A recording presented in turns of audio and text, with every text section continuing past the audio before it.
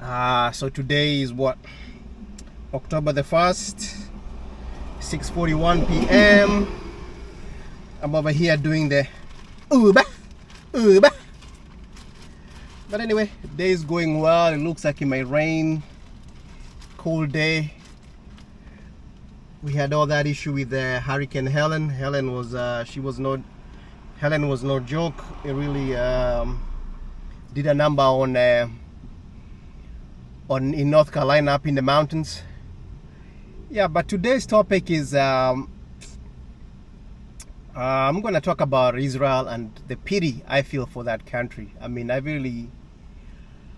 think with me, when I think about Israel, I look back when I started reading books when I was in junior high or high school. You know, when you read, remember reading Exodus, Mitlas Pass, and some other books.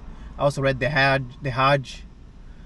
And then, of course, you started hearing more stories about the Mossad and the operations they did. And then you watch a lot of other movies.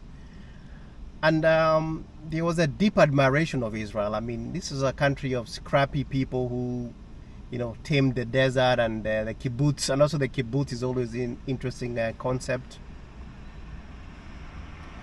But of late, I've been watching all the current news since the war in Gaza. And even today, after Iran launched its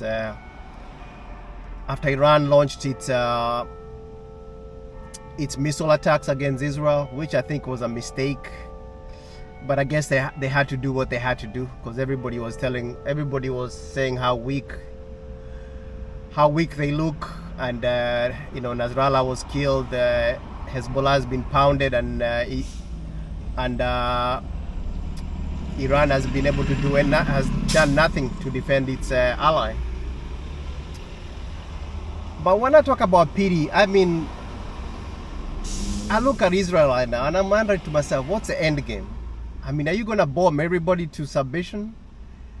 I mean, all you have to do is go on Al Jazeera Arabic and watch some of the videos of Al-Quds and Hamas.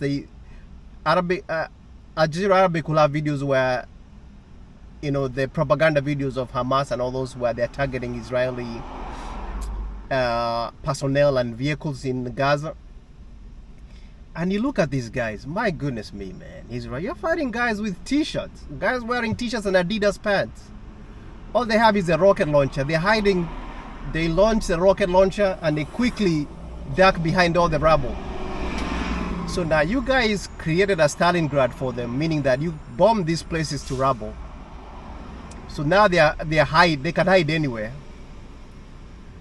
It's impossible to root them out. I mean, the place, they have all these tunnels. They can come out of the tunnel. Well, some of the videos you'll see, they'll come out of the tunnel, shoot a rocket launcher, and then go back in the tunnel. So you created a Stalingrad for them.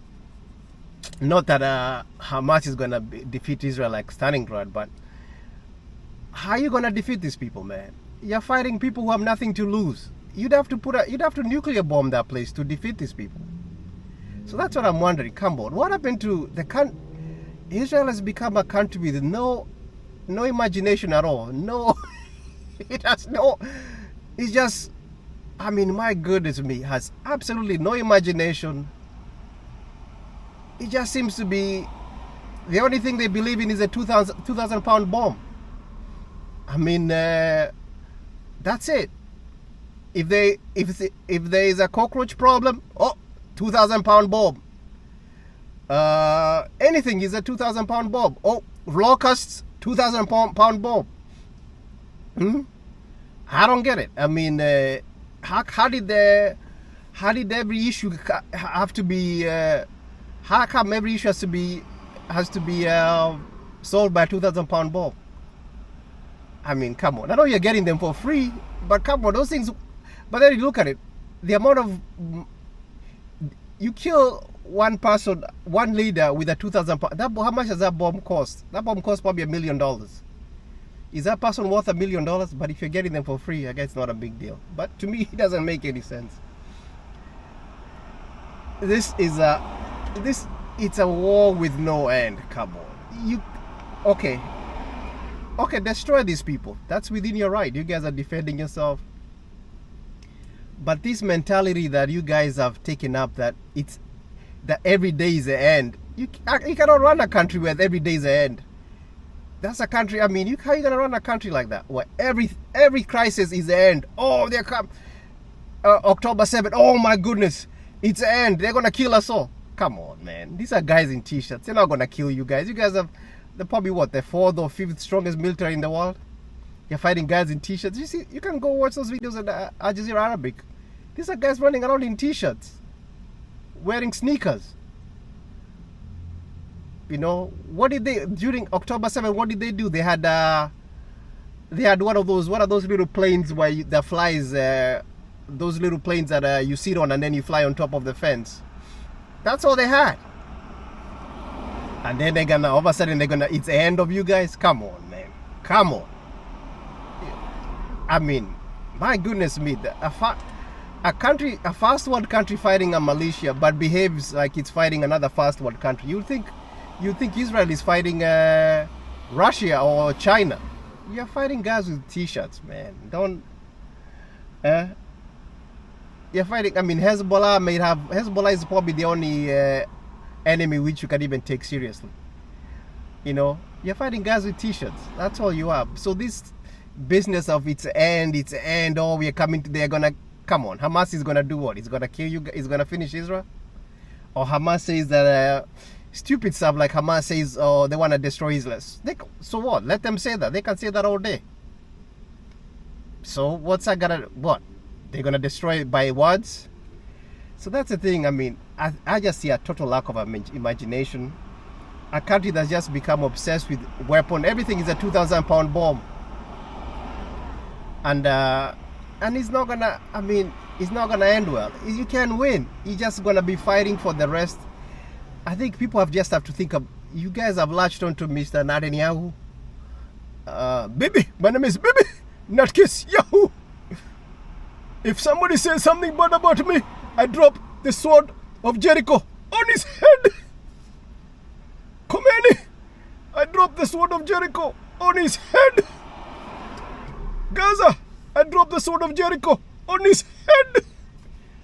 That's what you guys got. You got the sword of Jericho on his head. Well, that's what you guys have latched onto. Latched onto a madman who's gonna take you down with you. I mean, he might not be today, he might not be tomorrow. I don't think the demise of Israel is anytime is happening anytime soon. But that's a society it's unsustainable. You got what? You got those Hasidic Jews who are not participating in the military. They're having kids. First of all, you ain't got no job. You ain't supposed to be screwing. How the hell you making love and you ain't got no job? Having kids. I thought that's having no job should be about natural birth control. I mean, you ain't supposed to be making love when you ain't got no job. I don't know, how do their women sleep with these people? I mean, I thought women the only time they get wet is when they see that paycheck at the end of the month. So how do their ladies get wet? When this guy, all he does is goes and reads the Torah all day long, comes home, he's horny all the time, he ain't doing nothing. I mean, reading, man, they ain't lifting, he not like he's digging ditches. So that man is gonna make 20 kids. The man he ain't working hard, he's just reading a book.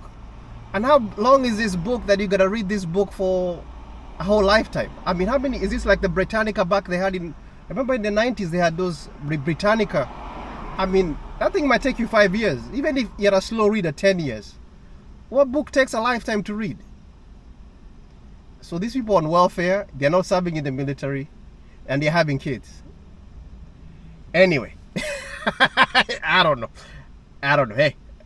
Hey, whatever racket you got running, good for you. But like I said, it's a sustainable. You cannot, Israel, man, you'd have to drop nuclear bombs on everybody, all the Palestinians. You must as well just drop the nuclear bombs on the West Bank, drop them in Lebanon, drop them in Iran, and finish everybody off. That's the only way you're going to have, that's the only way. You know, the sword of Jericho on his head. You know, like I said, just come up with a list and man up all your nuclear weapons and just destroy everybody. That's the only way you're going to win this war, because it will never end. there has to be another way. I mean, a smart person looks at the world. A smart person, actually, you gotta pull back a little bit. You know, what did that guy say, that the best of conquerors is he who conquers himself? Man, in Gaza, you're gonna be there for how many years? You're fighting guys in t-shirts. They have nothing to lose. They'll just be hitting your troops between that rubble. They go back, they eat their little provisions they get from the humanitarian aid. And then what have you accomplished? You can't push them to the Sinai. I mean, if you had done this thing 40 years ago, 50 years ago, you could have gone away with it. You could have pushed all this. If this was 1948, you could have pushed all these Palestinians away to the Sinai, or pushed them all the way to Jordan. But now this is 2024. You're not gonna pull that off. Come on, you're trying to do things that were. You cannot bring the 1940s back to 2024. You ain't gonna push these people anywhere. Like I said, unless you wanna drop the sword of Jericho on all of them, it is unsustainable. And also, I mean, like I said, and also like now you have just gotten bad blood with everybody. Everybody just sees you for who you are. You're just crazy. You're just got bad. I mean, you're a powerful country, but you know, it doesn't make any sense, man. You have a volunteer army. How long people are gonna get tired? How many fights are you gonna fight? Anyway, I don't know. I think you guys should I think Israel should form a foreign legion, because I think you guys are gonna be fighting for many, many more years. You're gonna be fighting for a long time. A long time. Get yourself a foreign legion. Have the foreigners fight for you guys. A mercenary army, because I don't see this thing ever ending. Sad to say, it is what it is. Like I said, hey, maybe that's above my pay grade. Maybe the guys who run that country know more than I know. But all I know is that 2,000 pound bomb diplomacy is not gonna work. You can drop all the 2,000 pound bombs. You can drop them as quick as they make them. At the end of the day, nah. At the end of the day, you're still gonna be fighting these people. You're still gonna be fighting. So there has to be another way. I mean, your kids are gonna be fighting these people. Your kids, and so it's unsustainable. So anyway, like I said, anyway, you guys know what you're doing. Anyway, you got America providing you with the 2,000 pound bombs. It ain't a big deal. You guys got a huge military industrial complex. Also, the good thing is that you guys are testing your weapons, so you'll even sell them better now. You got a great intelligence system that with the pagers you killed Nasrallah and all those guys. You guys, now you're gonna punish Iran for what they have just done. Like I said, you guys are on a roll. But like I said, to somebody looking at it from the outside, to me, it makes no sense. Because like I said, the sword of Jericho on his head is not a cure for everything. All right, man. Peace out. Let me get back to work. It is what it is. Anyway, just be peaceful out there. The world has many problems, but we take it day by day, and we wish peace for everybody.